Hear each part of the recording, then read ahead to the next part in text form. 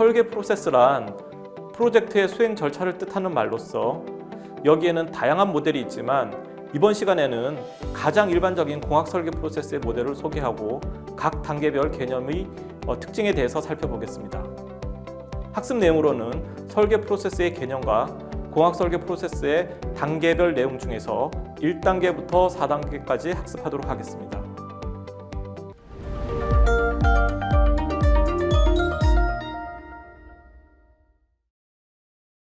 안녕하세요. 이번 시간에는 공학계열 학생을 위한 캡스톤 디자인 세 번째 강의가 되겠습니다.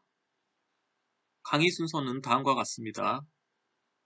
설계 프로세스의 개념에 대해서 알아보고 공학 설계 프로세스 체계에서 문제 정의, 정보 수집, 설계 기준과 제한 요소의 결정, 그리고 해결 방안 모색의 각 단계에서 해야 할 일들을 살펴보도록 하겠습니다.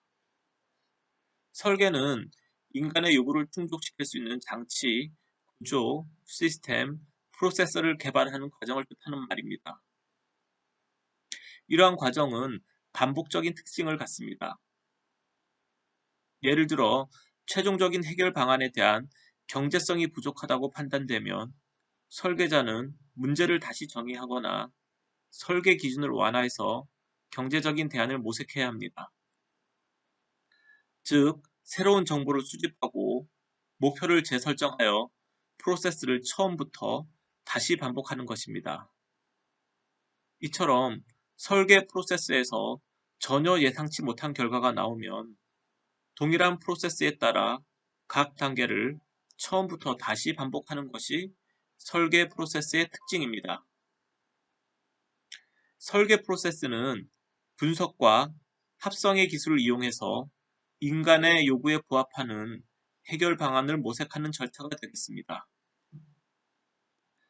설계는 분석과 합성이라는 두 가지 기술을 이용하는데, 분석은 전체 시스템을 각 구성 요소로 분리하는 방식이고, 합성은 각 구성 요소를 전체 시스템으로 통합하는 기술입니다.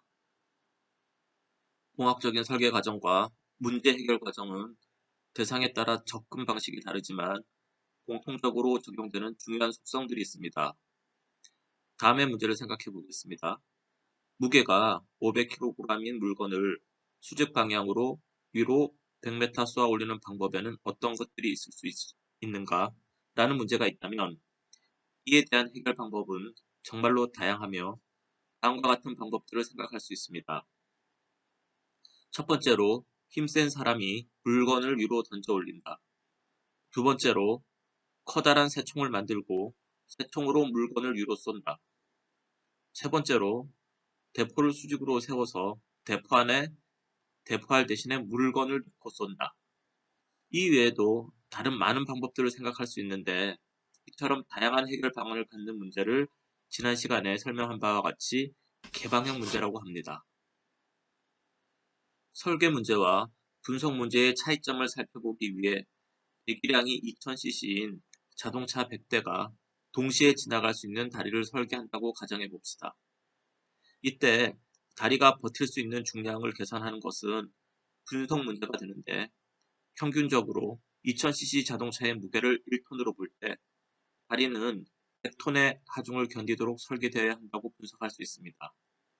이처럼 원하는 문제의 해답이 단순히 100톤의 하중을 견디는 다리라면 이 문제는 분석 문제가 됩니다.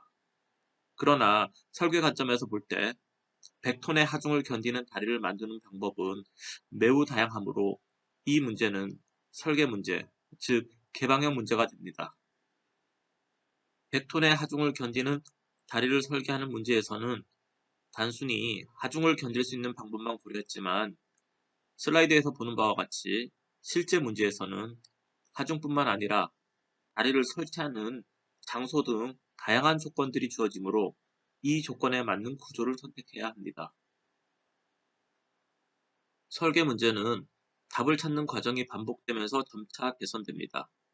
설계 과정에서 선택된 답이 안전하지 못하거나 가격이 너무 비싸거나 또는 동작하지 않을 수 있다는 것을 발견하게 되면 다시 뒤로 돌아가 최초에 주어진 조건을 만족할 때까지 문제에 대한 해답을 개선해야 합니다. 성공적인 설계 프로젝트에서는 반복에 의해 하나의 해결 방법으로 결과가 수렴하게 되며 이는 최종 목적에 가까워졌다는 것을 의미합니다. 반복의 대표적인 사례로 라이트 형제의 비행기 발명을 꼽을 수 있습니다. 그들은 영과 글라이더를 이용해 비행체의 상승 및 하강, 회전 동작을 제어하는 문제를 해결했다고 합니다. 라이트 형제가 동력을 이용한 비행기에 성공하기 위해 실시한 글라이더 비행 횟수는 1000회가 넘는다고 합니다. 따라서 분석 문제가 한 번의 일련 과정을 거쳐 끝나는 것에 비해 설계는 일련 과정이 끝없이 순환하거나 반복되는 특성을 갖는다고 할 수 있습니다. 또 다른 사례로 우주 로켓 프로젝트를 꼽을 수 있습니다. 최종 목표인 로켓을 성공적으로 발사하기 위해 지상에서 우주 공간과 동일한 조건으로 1단, 2단 로켓과 위성체 분리 실험을 수없이 반복했다고 합니다. 공학이란 매우 다양한 형태로 이루어지므로 모든 공학 설계를 만족시키는 프로세스는 존재할 수 없습니다. 그러나 모든 공학 설계는 반드시 따라야 할 표준 절차가 있는데 여기서는 가장 일반적인 공학 설계 프로세스에 대해서 설명하겠습니다. 일반적으로 공학 설계 프로세스는 문제를 정의하는 것부터 시작합니다. 다음은 정보를 수집하고 설계 기준과 제한 요소를 결정하여 다양한 해결 방안을 결정합니다. 그 다음은 해결 방안에 대한 구체적인 분석과 결정이 따르고 결정 후에는 프로토타입 형태로 설계를 구현합니다. 마지막으로는 의사소통과 생산 설계를 거쳐야 합니다. 이전 슬라이드와 본 슬라이드에서는 집에서 청국장 끓이는 과정을 설계 프로세스에 비추어 나타내었습니다. 다만 집에서 요리하는 과정에서는 생산이란 개념이 없기 때문에 요리하는 과정에서 생산 설계에 해당하는 과정은 생략되었습니다. 그러면 공학 설계 프로세스에서 문제 정의 단계부터 상세히 알아보겠습니다. 문제 정의는 공학 설계의 가장 첫 번째 단계로 사용자의 수요를 정확하게 파악함으로써 문제를 구체적으로 정의할 수 있습니다. 공학자는 설계 문제를 명확하게 정의하기 전에 우선 새로운 제품이나 시스템에 대한 요구사항을 인식하고 이해해야 합니다. 보통 새로운 설계에 대한 요구는 시장에서 수립되고 회사는 이윤을 따져 소비자가 원하는 제품을 생산합니다. 설계 프로세스에서 소비자의 요구를 정확하게 인식하는 것은 매우 중요합니다. 소비자의 요구가 곧 설계의 방향을 좌우하기 때문입니다. 여기에는 다양한 종류가 있지만 대체로 다음과 같은 것들이 있습니다. 공식적인 요구로는 설계 제한 요구 사항인 RFP가 있습니다. 비공식적인 제한 요구로는 잠재 소비자의 제한, 수요가 예상되는 잠정적인 제한, 필요에 의한 요구사항, 새 법률에 준거한 요구사항이나 새로운 시장 개척을 위한 요구사항 등이 있습니다. 수요를 정확하게 예측하는 것은 기업의 생존을 결정하는 중요한 계기가 되기도 합니다. 코닥은 1880년 유리판 필름을 세상에 내놓았고 나날이 번창하였습니다. 그러나 1980년대 정보기술 IT 붐이 일었던 상황 속에서 코닥은 디지털 시대가 되면 플라스틱 필름이 사라질 수도 있다는 사실을 깨닫지 못하고 1990년대 중반에 후발주자로 디지털 카메라 사업에 뛰어들었습니다. 그러나 디지털 카메라와 필름 카메라의 수요를 정확하게 예측하지 못하여 디지털 카메라보다 기존의 필름 카메라의 사업 투자를 늘렸습니다. 결국 코닥의 경영 상황은 악화되었고 2004년과 2005년 대규모 구조조정을 단행하여 총 직원의 3분의 1을 감원하였습니다. 반대로 훌라후프는 호주에서 아이들이 가지고 놀던 대나무 고리에서 착안하여 새로운 장난감을 만들었는데 출시되자마자 폭발적인 인기를 끌면서 새로운 수요를 창출하였습니다. 문제 해결의 첫 번째 단계는 문제를 명료한 용어로 정의하는 것입니다. 문제를 정의하는 것은 수요를 인식하는 것과 차이가 있습니다. 수요는 소비자의 요구에 의해 발생하며 보통 명료한 용어나 객관적인 표현보다 애매하고 추상적으로 표현되는 경우가 많습니다. 따라서 수요가 발생하면 공학자는 가장 먼저 공학 설계에서 사용하는 문제 기술 방법으로 수요를 재정의해야 합니다. 예를 들면 더 좋은 G덫을 설계하라는 현재의 G덫에 대한 불만을 애매하게 표현하고 있기 때문에 공학적 설계 문제에서는 적절한 문제 정의가 되지 않습니다. 공학자는 수요와 관련된 이 문장을 보고 현재의 G덫에서 부족한 점이 무엇인가를 확인하는 과정을 거쳐야 합니다. 예를 들어 기존의 G덫을 확인하는 과정에서 기존의 G덫의 G에 의해 전염되는 한타 바이러스를 방어하는 기능이 없다라고 하면 더 좋은 G덫은 위생적일 뿐만 아니라 사람에게 한타 바이러스에 노출되지 않도록 만들어져야 합니다. 이러한 요구로부터 문제 정의는 사람에게 한타 바이러스 노출을 최소화하고 덫에 걸린 쥐를 위생적으로 처리할 수 있는 쥐덫을 설계하라로 수정할 수 있습니다. 반대로 정의가 걸린 쥐에 살균 소독제를 뿌리는 덫을 설계하라와 같이 너무 협소하면 더 혁신적인 해결 방안을 모두 배제시키는 문제점이 있습니다. 따라서 문제 정의는 간결하고 탄력적이어서 창조적인 해답을 찾을 수 있어야 합니다. 그 예가 다음과 같이 좋은 쥐덫에 대한 하나의 문제 정의가 될 수 있습니다. 이와 같은 설치류는 한타 바이러스와 같은 치명적인 바이러스를 전달한다. 사람들은 기존의 쥐덫을 다룰 때 이러한 바이러스에 노출되어 있다. 쥐에 의해 전달되는 박테리아나 바이러스에 노출되지 않으면서 쥐를 잡고 처리할 수 있는 덫을 설계하라. 문제 해결 과정에서 가장 중요한 것은 정보를 충분히 수집하는 것입니다. 문제와 연관된 데이터를 수집하지 못하면 다음 단계로 나아갈 수 없습니다. 자료를 조사하고 연구하는 과정에서 자신이 맡은 설계 문제와 유사한 이전의 문제 해결 방안을 참고하는 것도 많은 도움이 됩니다. 때로는 이전에 적용된 개념을 찾아내서 자신의 문제에 적용할 수도 있습니다. 분해공학처럼 이미 존재하는 장치를 분석함으로써 새로운 해결 방안을 찾을 수도 있습니다. 다양한 정보 중에 가장 중요한 것은 그 제품의 소비자에게 얻는 직접적인 정보입니다.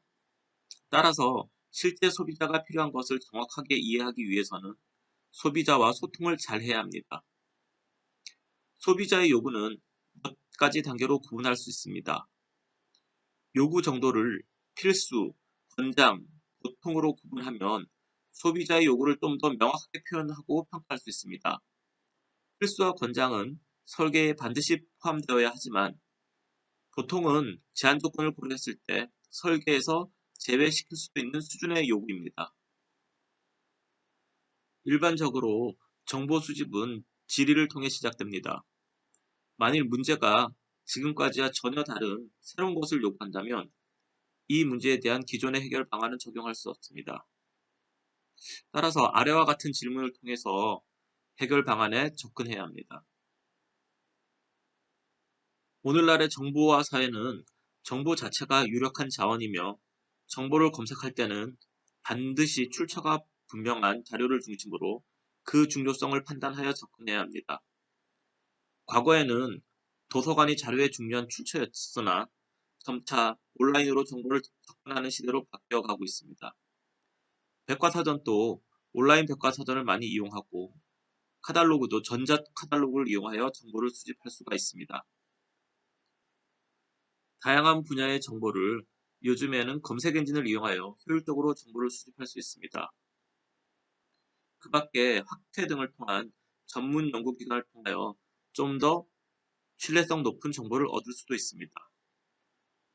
온라인을 통한 정보 수집 이외에도 기존의 해결 방안을 활용하여 현재의 해답들이 요구사항을 만족하는지 조사할 수도 있습니다. 그 밖에 기타로는 오프라인의 간행물이나 전문가의 자문을 통해서 문제 해결을 위한 정보를 얻을 수도 있습니다. 다음은 공학설계 프로세스 3단계 설계 기준과 제한 요소 결정에 대해 알아보겠습니다. 설계 목표를 정확하게 명세해야 하는 것을 설계 기준 수립이라고 하고, 이 과정에서 나타나는 제약을 제한 요소라고 합니다. 설계 기준이란 마땅히 지켜야 하는 원칙이나 표준을 뜻하는 말로, 오랜 경험이나 연구, 시장 조사, 소비자의 선호도 등에 의해 수립됩니다. 설계 기준을 수립하는 단계는 전체 설계 과정에서 매우 중요합니다. 이 과정은 상세 설계를 하기 전에 이루어지는데, 일반적으로 설계 개념이 정립된 후에 타당성 조사를 하는 과정과 상세 설계 전에 이루어집니다. 일반적으로 공학자들은 상세 설계에 따라 개발하는 데만 몰두하기 때문에 설계 기준은 정의한 문제를 분석하여 얻은 결과를 토대로 명확하게 수립되어야 합니다. 또한 설계 기준은 시스템과 시스템을 이루는 모든 구성 요소의 요구를 구체적으로 포함해야 합니다. 그리고 상세 설계가 확정되어 모든 목적과 목표가 반영되었다는 확신이 설 때까지 전체 설계 과정에서 지속적으로 검토되고 승인되어야 합니다. 설계가 수요를 만족시키고 설계 목적을 제대로 구현하기 위해서는 설계의 성능을 측정할 수 있는 방법이 있어야 합니다. 모든 설계 프로젝트와 설계 문제에는 개별적인 특징과 함께 공통적인 특징이 있습니다. 일반적으로 모든 설계가 필요로 하는 공통적인 설계 기준은 다음과 같습니다. 가격, 신뢰성, 무게, 동작과 유지 관리, 외형 디자인, 안전, 소음 등이 일반적인 공통적 설계 기준으로 사용되고 있습니다. 공통적 설계 기준으로 추가로 내구성, 호환성, 실현성 등과 또 승인이나 인증 등도 설계 기준으로 사용되고 있습니다. 다음은 향상된 쥐덫을 설계하는 데 필요한 기본적인 설계 기준을 열거한 예가 되겠습니다. 가격은 저렴해야 하고 사람에게 해를 입히지 않도록 안전하게 설계되어야 합니다. 그리고 환경 유해 요소가 없어야 하고 쥐덫이 혐오스럽다는 인식을 최대한 줄일 수 있도록 디자인을 충분히 고려해야 합니다. 복잡한 조작으로 인해 쥐덫 사용이 불편해지면 사용하는 것을 꺼리게 될 것입니다. 가능한 많은 쥐덫을 팔 수 있도록 일회용으로 설계되어야 하고, 쥐에게 물리적으로 강한 힘이 가해지면 쥐가 훼손될 수 있으므로 시각적으로나 위생적으로 처리하는 것이 어렵게 됩니다. 문제 해결에 대한 물리적이고 실질적인 제한 요소라고 합니다. 설계에서 제한의 정의는 자금과 공간, 재료, 개발자의 능력 등과 같은 것들이 될 수 있으며, 여기에 법적 규제가 포함될 수 있습니다. 설계 프로젝트에서 일반적인 제한 요소는 다음과 같은 것들이 있습니다. 일정 예산과 규모의 조달 방법, 인적 자원, 재료와 설비, 미적인 요소, 시장성, 신뢰성, 양산, 인간, 동물 또는 환경적인 안전, 그리고 윤리가 일반적인 제한 요소들이 되겠습니다. 설계 요약은 문제에 대한 설계 기준과 제한 요소를 요약한 것으로 주로 설계에 대한 희망치를 나타냅니다. 일반적인 설계 요약에는 제목, 목차, 문제 정의, 목표, 문제 해답의 분석, 그리고 계율을 포함할 수 있는데, 프로젝트와 설계 특성에 따라 다른 형태로 변형될 수도 있습니다. 설계 문제를 해결하기 위해서는 올바르게 정의된 문제와 설계 기준, 제한 요소, 브레인스토밍, 연구를 통해 추가적으로 얻은 지식과 정보를 활용해야 합니다.